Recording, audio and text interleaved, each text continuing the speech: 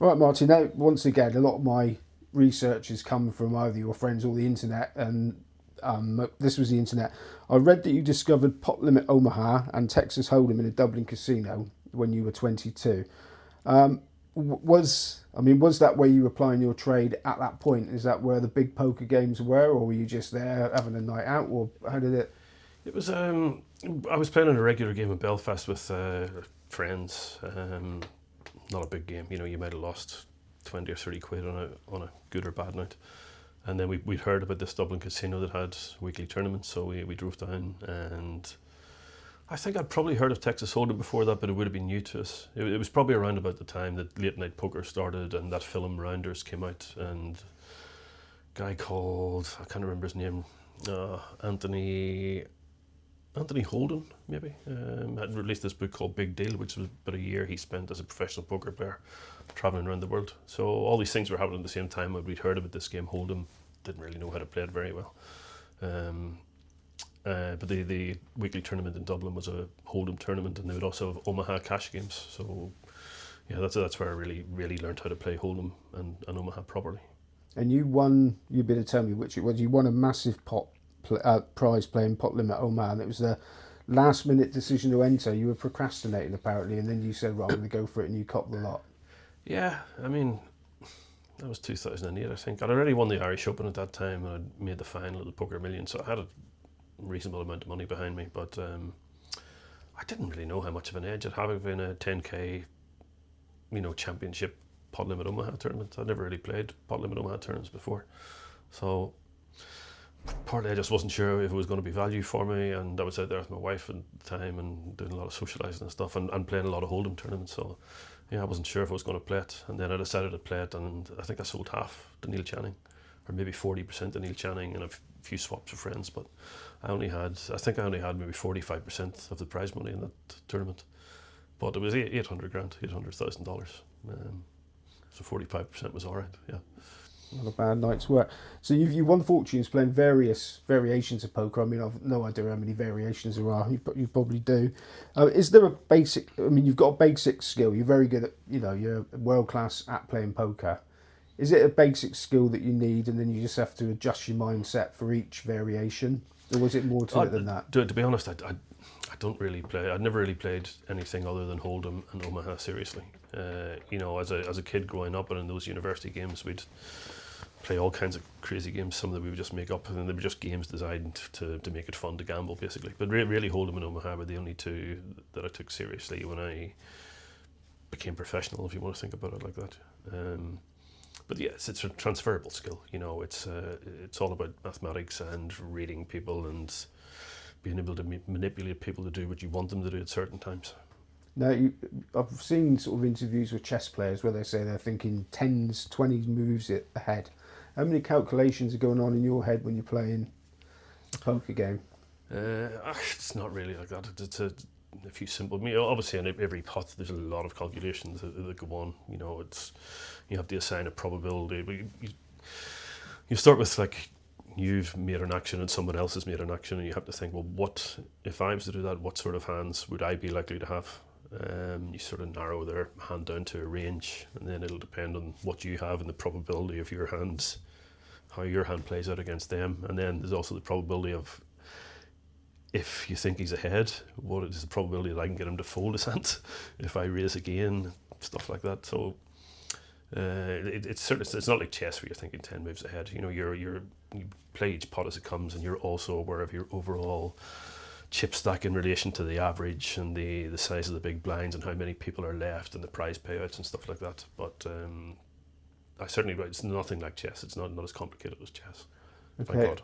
I suppose when you're at the top level, like you are, there's not many players that you don't know much about.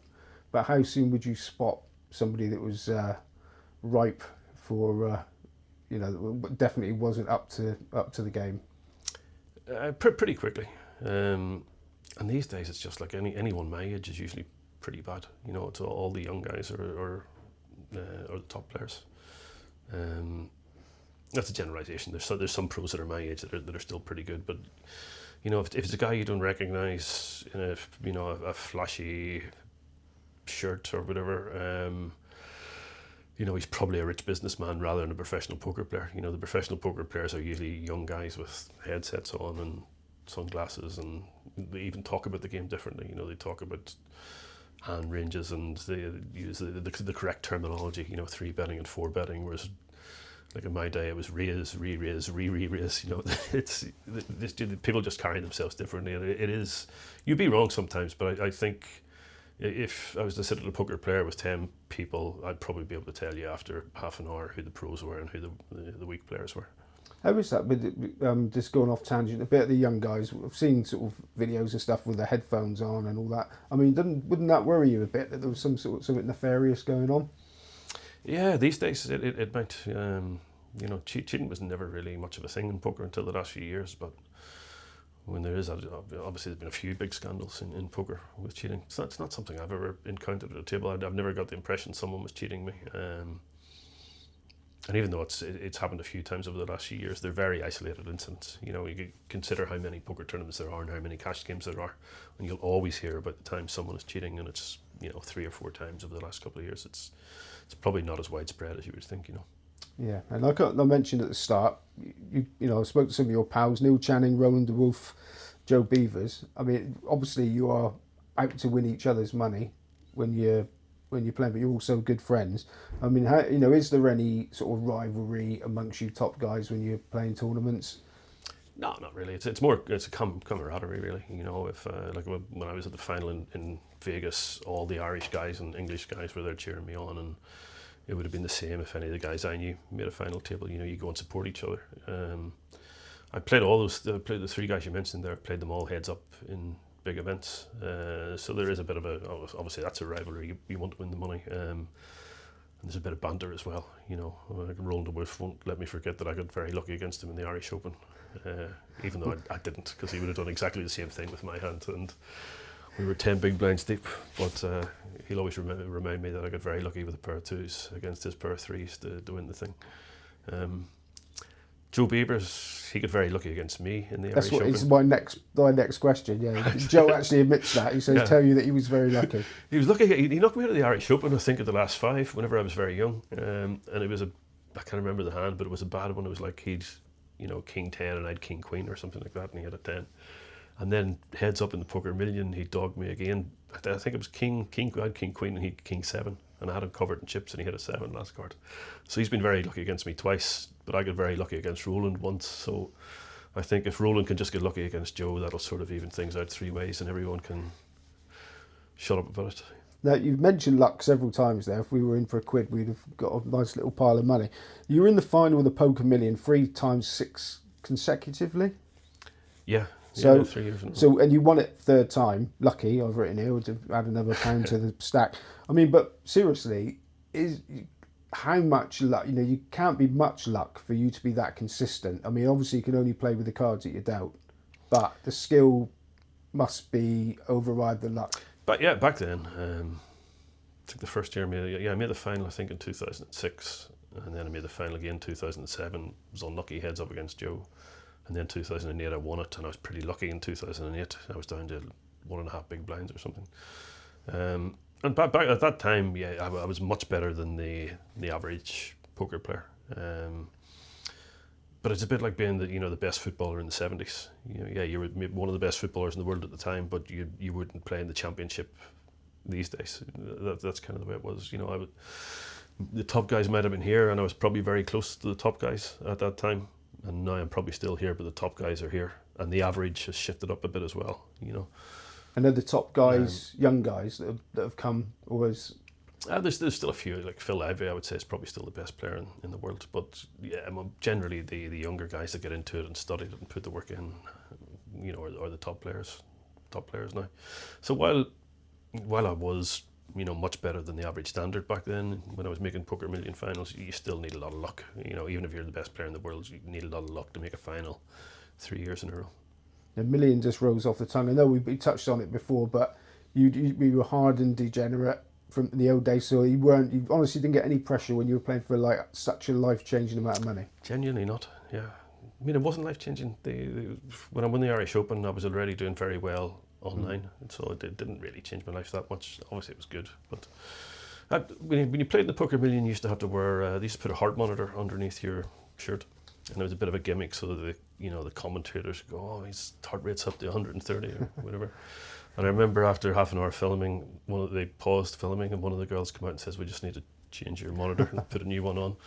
And then half an hour later, she came out and goes, "It's still not working. Do you just not get nervous?" And it was just my heart rate was just the same, and other people's were spiking in big pots. And that would probably be the same for like I'm sure Neil Channing's heart rate would never get above whatever it is normally, or Roland the Wolf.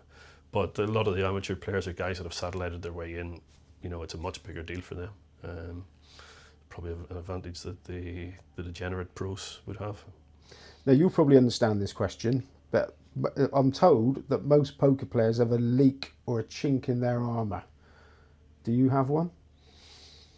I mean, if I knew what the leak was, I'd fix it. I'm sure I do. I probably have several chinks in my armour and several leaks, and guys that played against me would probably tell you better than I would. I struggle to pull the trigger sometimes when I know I should pull the trigger, By that I mean, I've been a big pot, and my gut feeling is I can get the guy off the pot. I should be shoving all my chips in.